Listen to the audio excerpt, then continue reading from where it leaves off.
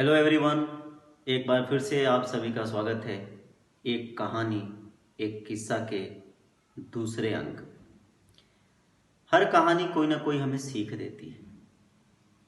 आज की कहानी में हमें यह सीख मिलती है कि जब भी प्रेम हो तो प्रेम शक्ल सूरत से नहीं हो।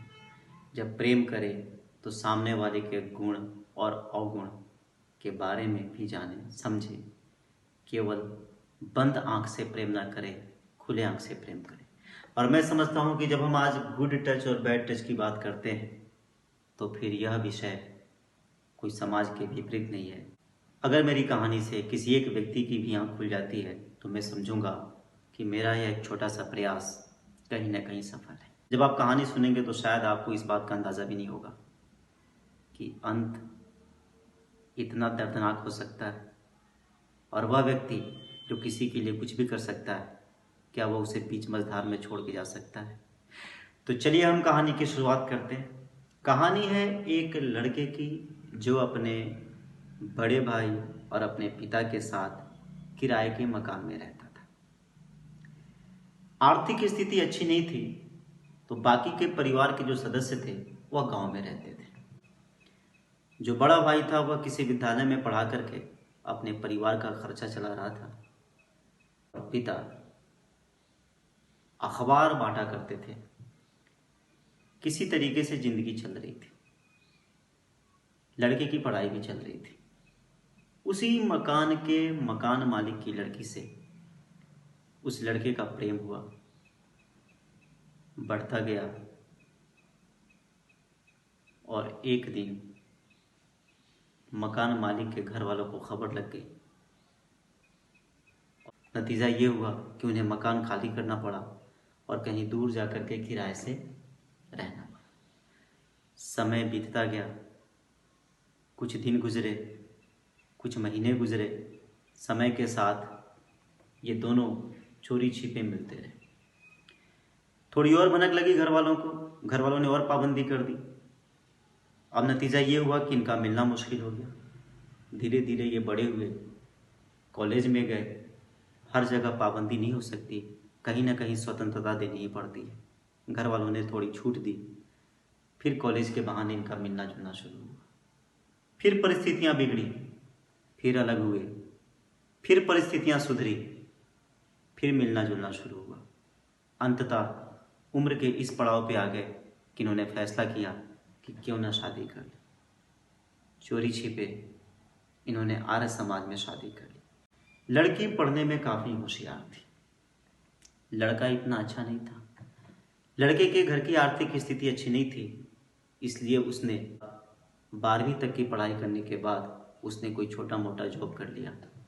और कम उम्र में जब कोई हम काम करते हैं तो पैसा तो आता है, साथ में बुरी संगत भी आती है।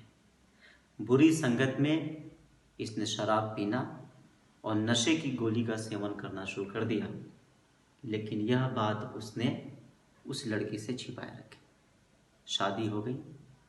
शादी होने के बाद थोड़ा समय निकला, अब कहीं ना कहीं तो घर वालों को बताना था। लड़की पढ़ाई में काफ़ी अच्छी थी और वह अपने नौकरी की तैयारी कर रही थी। आर्य समाज में शादी करने के बाद लड़के ने सोचा कि थोड़ा बहुत कमा ही लेता हूँ, कहीं किस्मत ने साथ दिया तो और अच्छा हो जाएगा, अब घर वालों को बता देता हूँ।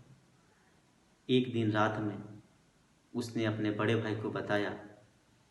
बड़े भाई को यह बात पसंद नहीं आई कि इसने परिवार की आर्थिक स्थिति को नहीं देखा, न तो किसी से इजाज़त ली।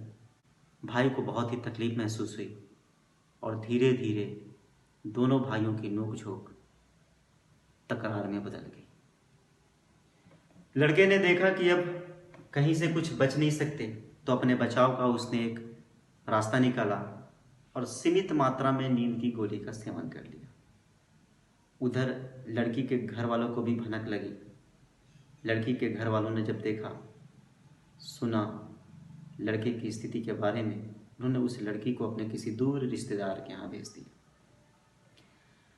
लड़के को हॉस्पिटल ले जाया गया। डॉक्टरों के प्रयास से वह सही हुआ, सही होने के बाद बड़े भाई ने फैसला किया कि इसे भी गांव भेज दिया जाए। लड़के ने कहीं ना कहीं से यह पता कर लिया कि लड़की रहती कहाँ है। उसे खबर लगी बस सिर्फ इतनी कि वह किसी दूसरे शहर में अपने किसी रिश्तेदार के यहाँ रहती है और वह रिश्तेदार पुलिस क्वार्टर में रहता है। लड़के को बस इतनी सी खबर थी। लड़का अपने पिता के साथ गांव जाने को तैयार हुआ। ट्रेन में बैठा, ट्रेन रवाना हुई। वह कहाँ कब उतर गया किसी को भनक भी नहीं लगी और सीधे वह उस शहर में जा पहुंचा जहां लड़की अपने रिश्तेदार के घर पर रहती थी। उसे कुछ भी पता नहीं था कि वह कहाँ रहती, सिर्फ इतना सा पता था कि वह पुलिस के क्वार्टर में रहती है।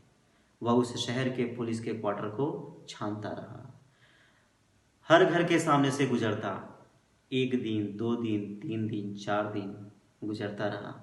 एक दिन लड़के ने एक फ्लैट के बालकनी में, क्वार्टर के बालकनी में उस लड़की के कपड़े देखे और पहचान गया कि वह इसी घर में रहती है। पता नहीं किस तरीके से उसने उस घर का फ़ोन नंबर लिया और संपर्क किया और फिर वहाँ से उस लड़की को लेकर रवाना हो गया। फिर जब घर वालों ने देखा कि लड़की बालिग है, कुछ नहीं हो सकता, तो उन्होंने भी हार मान ली और जैसा था वैसा ही छोड़ दिया। परिस्थितियाँ बदलती रही, समय ने करवट ली। इन्होंने फैसला किया कि अब इस तरीके से नहीं हो, तो वापस उसी शहर में इन्होंने आने का फैसला किया जिस शहर में ये रहते थे पहले। लड़का और लड़की दोनों उसी शहर में आ गए। साथ में एक छोटी सी बच्ची थी। आर्थिक स्थिति कमज़ोर होती गई। धीरे धीरे उस लड़के ने अपने शहर में आकर के काम शुरू करा, छोटी मोटी नौकरी की। लड़की ने किसी विद्यालय में पढ़ना शुरू कर दिया। समय अपनी गति से चलता रहता है। समय कब परिस्थितियों के हिसाब से चलता है। समय अपनी गति से आगे बढ़ रहा था। गरीबी तकरार पैदा करती है, कमी कहीं ना कहीं कलह पैदा करती है और घर में कलह का सिलसिला शुरू हुआ। लड़की के घर वालों की आर्थिक स्थिति बहुत अच्छी थी। उसकी बड़ी बहन की शादी हुई थी बहुत ही अच्छे परिवार में और यह लड़की के मन में टीस थी कि उसका फैसला गलत है। उसे बार बार अफसोस हो रहा था कि कहीं ना कहीं मैंने बंद आंखों से प्रेम को देखा और मेरा फैसला भी करनी पड़ती है।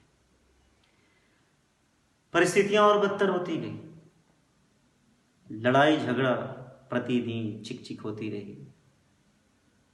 लड़के की आदत, जितना कमाता उसमें से तो उसका एक हिस्सा पी जाता हुआ शराब। लड़की ने तैयारी शुरू की, कंपटीशन की, बीएड करा। बीएड करने के बाद उसने प्रयास करा गवर्नमेंट नौकरी की। बार बार वह कुछ अंकों से रह जाती, कुछ बिंदु से रह जाती थी, पॉइंट्स में रिजल्ट रुक जाता था। उसे बड़ा अफसोस होता था। उन्हीं दिनों आशिकी फिल्म रिलीज हुई थी। लड़के ने आशिकी फिल्म देखी। उस फिल्म का नतीजा ये था कि जो प्रेमी है वह जब देखता है कि उसकी प्रेमिका अपने प्रेमी के चक्कर में सफल नहीं हो पा रही तो उसने खुद को बलिदान कर दिया। लड़के के दिमाग में यह बात बैठ गई। दिवाली की रात थी। काम निपटा करके लड़का घर पर पहुंचा। नशे में। दिवाली के दिन कौन नशा करता है। सब लक्ष्मी को बुलाने की पूजा करते हैं। परिवार में खूब लड़ाई हुई। लड़ाई चरम सीमा पर पहुंच गई। फिर भी पूजा पाठ संपन्न हुआ। रात में सभी पटाखे छोड़ रहे थे। हर घर में रोशनी थी। किसे पता था एक घर की रोशनी बुझने वाली है। लड़के के दिमाग में यह बात बैठ गई थी कि उसकी पत्नी कुछ अंकों से नौकरी लेने से रह रही है। पता नहीं उसके दिमाग में क्या आया, उसने दिवाली के रात को अपनी लीला समाप्त कर ली। प्रेम का अंत, और वह भी इतना भयावह। परिणाम क्या था? बिना सोचे समझे बंद आंख से प्रेम में लिया गया निर्णय। जब आप किसी से प्रेम करें तो सामने वाले के बारे में शक्ल सूरत पर न जाएं, उसके गुण और अवगुण को भी देखें, उसके व्यवहार को भी देखें, उसका व्यक्तित्व देखें, उसके सपने देखें। जब ही प्रेम सफल होता है, अन्यथा प्रेम करने में कोई बुराई नहीं। लड़के की मौत के बाद लड़की की जिंदगी 2 बच्चों के साथ जद्दोजहद के साथ शुरू हुई, लेकिन उसने हिम्मत नहीं हारी। उसने अपने एग्ज़ाम की तैयारी, कंपटीशन की तैयारी जारी रखी। पहले वह शादीशुदा थी, अब वह विधवा थी। प्रयास किया उसने, हिम्मत नहीं हारी। 2 बच्चों के परवरिश की जिम्मेदारी भी थी। समाज का मुंह उसे देख रहा था, उसे समाज को जवाब भी देना था, परिवार भी पालना था, खुद को भी संभालना था। उसने हिम्मत नहीं हारी और जी तोड़ मेहनत की और विधवा कोटे में उसे आर्मी स्कूल में गवर्नमेंट जॉब लग गई। यह कहानी उन लोगों के लिए एक सबक है जिन लोगों ने आंख मूंद करके प्रेम में फैसला किया है, या वे लोग जो आंख बंद करके शक्ल सूरत के आधार पर प्रेम में कोई निर्णय लेते हैं। इस समाज में, इस देश में, इस दुनिया में कुछ भी बुरा नहीं होता। आप में वो मादा होना चाहिए, हिम्मत होनी चाहिए अपने निर्णय को लेने के बाद सही निर्णय बदलने में। जब आप किसी को अपनी जिम्मेदारी पर ले जाते हैं तो फिर हिम्मत रखिए, अपनी जिम्मेदारियों का निर्वहन कीजिए, तभी आपका प्रेम सफल है। अन्यथा प्रेम का परिणाम, और वह भी इतना बुरा, अल्प आयु में कोई लड़की विधवा हो जाए, पूरी पहाड़ जैसी ज़िंदगी काटना कितना मुश्किल होता है। तो ये थी हमारी आज की कहानी। उम्मीद है कुछ लोगों की आँख खुलेगी, कुछ सीखने को मिलेगा, तो मुझे लगेगा कि कहीं ना कहीं मेरा प्रयास सही है। तो इसी तरीके की और कहानियों के लिए keep commenting, liking, sharing and subscribing. Thanks for watching me. This is Vineet Srivastava.